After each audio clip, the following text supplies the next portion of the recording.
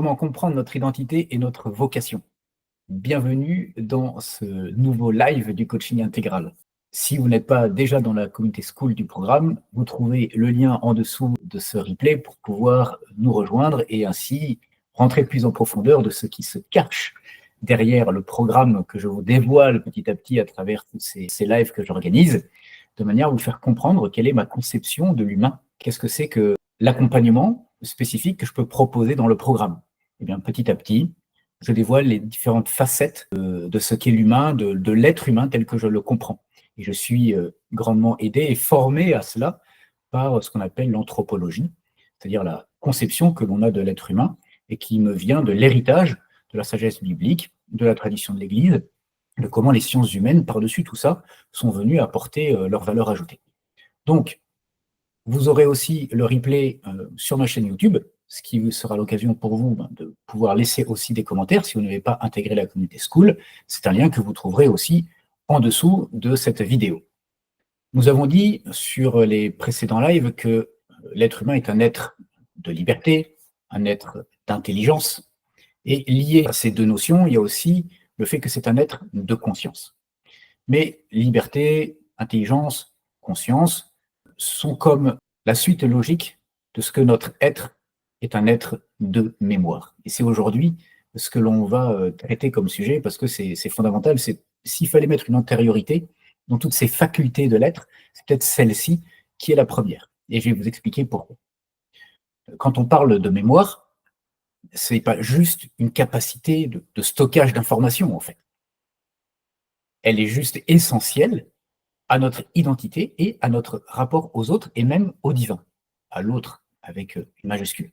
Ce qui est intéressant dans l'approche que je peux avoir dans mes accompagnements, c'est que parce que vous connaissez mon parcours en tant que prêtre, où j'ai exercé dans l'Église catholique pendant 7 ans, je me suis formé à la philosophie et à la théologie, et après j'ai pu éprouver tout cela dans ma foi et dans mes accompagnements, dans mes relations, au point que j'ai aussi décidé à un moment critique de ma vie d'évoluer autrement, mais j'ai continué à travailler ma foi et à l'épurer d'une certaine manière et à faire qu'elle puisse aujourd'hui servir un plus grand nombre à travers ce que j'ai modélisé de mon parcours, ce que j'en ai compris et que j'offre dans le programme. Donc on peut traiter de cette dimension spirituelle avec une certaine facilité finalement, et je m'engage à vous aider à l'intégrer dans votre développement personnel et professionnel. La mémoire va structurer l'intelligence. Ça, c'est le regard d'un saint Thomas d'Aquin.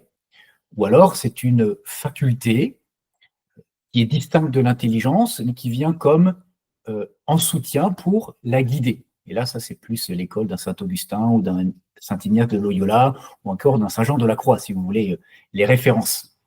Quoi qu'il en soit, c'est que grâce à la mémoire, on peut donner un sens à notre vie et à notre histoire. Une fois qu'on a dit ça, voyons quelles sont les caractéristiques de cette dimension de la mémoire. D'abord, la mémoire, c'est le gage d'un ancrage spirituel et existentiel. Spirituel, pourquoi? Parce que faire mémoire, c'est faire mémoire de son créateur. En ce sens où l'acte de faire mémoire nous permet de relever 3 grands défis, à savoir celui de croire en Dieu, deuxièmement de se souvenir de lui, et enfin, troisièmement, de reconnaître qu'il est notre source. Parce que, à contrario, on oublie Dieu, on est poussé par nous-mêmes à croire que nous sommes autosuffisants. Et ce qui va mener à l'égarement, puisque, on va le dire juste après, il manque quelque chose. Parce que si la mémoire, c'est nous aider à faire mémoire de son créateur, c'est aussi que l'homme est un être créé par Dieu. Et la mémoire nous le rappelle, parce que nous ne sommes pas à l'origine de notre propre existence. Et la mémoire porte cette trace-là. Nous sommes des créatures voulues par Dieu, nous sommes créés à son image, et la mémoire le porte. Saint Irénée de Lyon a décrit l'homme avec 3 composantes. Le corps, pour toute la dimension matérielle, physique, visible, vous voyez, et puis l'âme pour toutes les dimensions invisibles, plus spirituelles. Mais il ajoute aussi ce qu'il appelle les arts de l'esprit, c'est-à-dire l'Esprit Saint lui-même, et qui est Dieu lui-même présent en nous. Voyez comment, par la compréhension de ce qu'on peut avoir de la mémoire, ça peut nous emmener très loin. On commence à avoir des éléments de réponse à cette question. Comment comprendre notre identité et notre vocation en s'intéressant à la mémoire. Deuxièmement, après avoir vu comment la mémoire est un ancrage spirituel existentiel, on va regarder comment la mémoire est une porte vers la divinisation. Là, je vais vous expliquer en quoi c'est une ouverture vers notre réalisation spirituelle. On parle beaucoup de développement personnel et dans mes accompagnements, je fais toujours attention à bien distinguer les choses, soit parce que la personne n'est pas prête à les entendre et puis qu'il faut que je respecte ça, mais aussi pour permettre de mieux les unir et de faire en sorte que développement personnel et croissance spirituelle soient liés et vont finalement de pair. Il y a une vraie logique. La mémoire, c'est en nous une empreinte divine qui nous rend capable de connaître et d'aimer Dieu. Rien que ça. On est rendu capable de Dieu par cette création divine. C'est ce qui fait la spécificité de notre humanité, contrairement à toutes les autres créatures.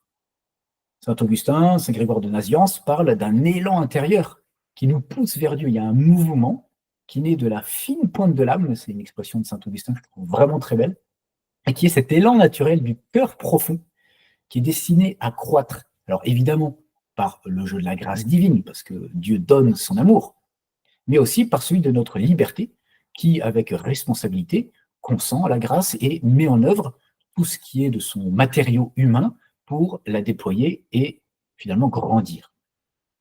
Cet élan intérieur, il vise à diffuser surnaturellement ce que Dieu a déposé en nous pour que nous ressemblions toujours plus à Dieu, jusqu'à être divinisés par l'action de l'Esprit de Dieu. Et là, nous rendre participants de la nature divine. Vous voyez comment on entre avec cette porte d'entrée de la mémoire sur quelque chose qui est absolument bouleversant et qui est vraiment de l'ordre de la transcendance. Quand on parle de spiritualité, c'est de ça dont il s'agit en fait. Comment est-ce que ça fonctionne en fait? Parce que on se rend bien compte que cette terminologie n'est pas très courante et en même temps elle est décisive pour bien comprendre comment on peut placer la spiritualité et la croissance spirituelle dans un développement personnel, jusqu'à pouvoir parler d'une vie dans l'esprit, avec un E majuscule, de divinisation, c'est-à-dire de cheminement vers une plus grande ressemblance à Dieu. Et c'est ce que saint Paul va appeler l'homme spirituel, parce que finalement, c'est quelqu'un qui va marcher sous la conduite de l'Esprit de Dieu. C'est dire que notre vocation ultime est de grandir en sainteté et de participer à sa nature divine. Nous sommes bien humains, on est d'accord. On n'est pas divin, mais on est de nature spirituelle. On est appelé à être déifié. Et il y a finalement un enjeu de construction d'une alliance humano-divine pour vraiment se réaliser dans toutes les dimensions de son être. Alors, pour vous aider aussi à bien comprendre ces éléments de langage, il faut revenir à la source, c'est-à-dire la Bible qui nous révèle cette vérité sur Dieu de la création, de ce que nous sommes.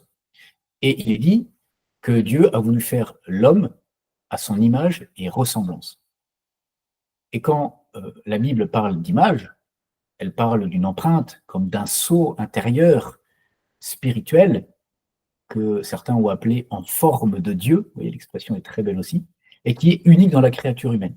Et que, à la suite de l'image, la ressemblance est ce processus, cette puissance de déification qu'elle contient, et qui va être toute la manière dont on va avoir à vivre cette union à Dieu pour toujours être plus ressemblant. Et dans cette synergie, comme je vous le disais tout à l'heure, de la grâce de Dieu et la liberté humaine. Alors là, c'est très important, puisque dans ce deuxième point, on a vu comment la mémoire est une porte vers la divinisation, parce qu'on a bien compris que, initialement, la mémoire est un ancrage dans le spirituel et dans l'existence. On va distinguer deux aspects ou deux niveaux de la mémoire. Elle est d'une part reçue et d'une part acquise. Toute la dimension de la mémoire reçue, c'est ce don dont je vous ai parlé, qui est inscrit en nous. Et on parle comme ça de mémoire génétique, parce que notre corps porte la mémoire intérieure de notre ascendance. On dit aussi que notre âme est marquée dans cette mémoire par une inclination au bien. On est une créature bonne de la part de Dieu. Seulement, on est aussi marqué par une blessure originelle liée au péché, c'est-à-dire cette désobéissance, cette coupure d'avec Dieu, qui nous a, à un moment donné dans l'histoire, et dont on en porte la marque, abîmé dans la relation, et dans cette capacité à être aimé et à aimer. Et donc, on conserve non seulement cette inclination au bien et à l'amour, mais aussi à la blessure qui est liée au péché. Si on se laisse trop enfermer dans nos blessures, il n'en reste pas moins qu'il y a toujours cette vérité, cette dignité que nous sommes faits pour l'amour. Et le pape Jean-Paul II disait que c'était comme un écho lointain des origines. Et là aussi, la formulation est très très belle. Elle nous rappelle finalement notre vocation spirituelle. On parle aussi de mémoire ontologique. Là, à cet endroit-là, nous entendons l'appel de Dieu et tout ce qui concerne notre vocation. C'est là que l'on trouve le sens de sa vie. C'est là où l'on découvre son identité personnelle et spirituelle. Alors, si la mémoire est reçue, c'est un don inscrit en nous que l'on découvre et auquel on peut toujours revenir et se rattacher. Elle est aussi acquise. Et la mémoire acquise, c'est celle qui nous permet notre construction personnelle. Et là, on a encore différents niveaux de mémoire. On a la mémoire sensible, qui est celle de nos sens, de nos apprentissages, de nos expériences de vie, de nos souvenirs personnels. Il y a la mémoire immunitaire, parce qu'à l'exemple de la vaccination, notre corps est capable de se souvenir des agressions qu'il a pu avoir, des défenses qu'il a pu mettre en place, et comment il va se développer dans cette dimension-là. Et c'est aussi la mémoire intellectuelle, au sens où on va être capable d'expérimenter les choses et de développer des compétences professionnelles, artistiques, je ne sais quoi, et qui vont nous distinguer des autres créatures. Donc sur ces 3 points, une mémoire avec cette double nature à la fois reçue et acquise, qui témoigne finalement que la mémoire est une porte vers la divinisation et qui rend compte que c'est un ancrage spirituel et existentiel, et on comprend pourquoi on disait au début que c'était un soutien de l'intelligence, et finalement un gage de liberté aussi, et une manière d'alimenter la conscience et la vie qu'on veut avoir. Donc pour conclure, retenons que la mémoire, c'est une des clés de notre avenir spirituel et qui prend en compte, avec une juste distinction, mais pour mieux les unir, ces 2 dimensions du développement personnel, j'allais dire pur, mais aussi de la croissance spirituelle qui normalement est intimement liée. L'homme domine la création, les créatures, par cette puissance de cette mémoire qui comprend un projet divin qu'il ne peut pas oublier, et s'il veut bien faire l'effort, il y retourne. La mémoire permet aussi de comprendre, comme ça, d'où nous venons et où nous allons. Et quand on cherche le sens et la direction de sa vie, c'est peut-être là une des premières choses à aller explorer. Et la mémoire aussi nous relie à Dieu et nous aide à avancer vers notre pleine réalisation en lui. Et c'est tout cet enjeu de divinisation qu'on a rapidement détaillé. Avec tout ça, il faut évidemment prendre le temps de laisser décanter, parce que le matériau de cet exposé est quand même assez dense. N'hésitez pas à poser vos questions en commentaire, j'y répondrai vraiment volontiers. Vous pouvez aussi rejoindre la communauté sur School, où on aborde toutes ces thématiques du coaching intégral, de comment on peut se développer personnellement en intégrant toutes les dimensions de sa vie, et aussi la dimension spirituelle. Et j'ai quelques questions pour vous aider à vous approprier ce contenu et puis pour vous faire réfléchir.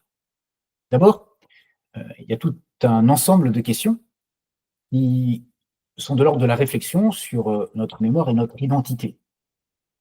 Quelles sont les expériences, quels sont les souvenirs qui ont façonné ma vision de la vie et de moi-même? Est-ce que je prends le temps de me souvenir des bénédictions et des leçons reçues dans ma vie? Est-ce qu'il y a des blessures du passé qui influencent encore ma façon d'agir aujourd'hui? Et comment les guérir? Je ne réponds pas à ces questions, elles sont pour vous. Mais vous voyez comment déjà vous pouvez aller en profondeur pour tenter d'y répondre. Et si vous êtes restreint à le faire par vous-même, je suis là pour vous aider. Vous n'hésitez pas, vous prenez rendez-vous et on en parle. Il y a aussi toute une série de réflexions à mener sur notre relation à Dieu, avec ce regard bien compris de ce qu'est la mémoire. Est-ce que j'ai conscience que ma vie est un don et non quelque chose que je me suis donné à moi-même? Dans quelle situation est-ce que j'ai tendance à oublier Dieu et à compter uniquement sur mes propres forces? Ou encore, comment est-ce que je peux mieux me souvenir de Dieu au quotidien et cultiver une relation vivante avec lui? Et enfin, il y a un pan de réflexion à avoir sur sa propre mission et son avenir spirituel. Comment est-ce que je peux utiliser ma mémoire pour avancer vers la pleine stature de moi-même? Je préfère cette expression à meilleure version de moi-même, n'est-ce pas? Parce que c'est un mot, une expression évangélique.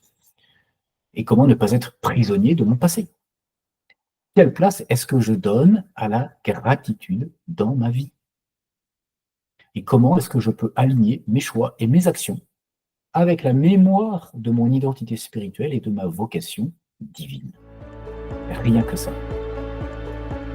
Encore une fois, si toutes ces questions vous rejoignent et que vous avez besoin d'aide pour y répondre, n'hésitez pas. Sous de cette vidéo, vous trouvez aussi le lien pour prendre rendez-vous et pour qu'on puisse en échanger dans un coaching offert d'1 demi-heure. À très bientôt, ici ou là.